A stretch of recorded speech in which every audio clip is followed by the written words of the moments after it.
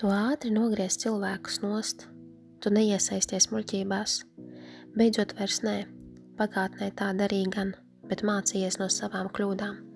Tu cilvēkiem devi savu labo pusi, devi laipnību, līdz viņi tev parādīja, kas viņi ir patiesībā, un ka viņi nav pelnījuši šo tavu labo pusi.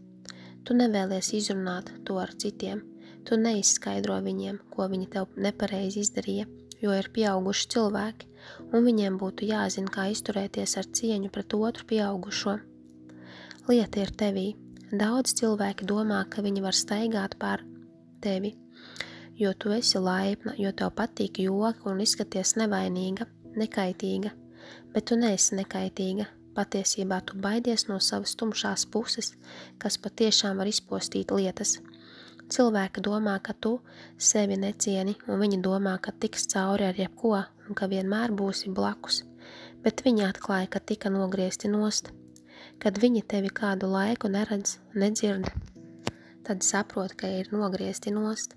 Tu parādi viņiem, ka nākamo cilvēku, ko satiks ar laipnu sirdi, ka viņiem vajadzēja izturēties ar cieņu un ne ar pārākumu, bet novērtēt.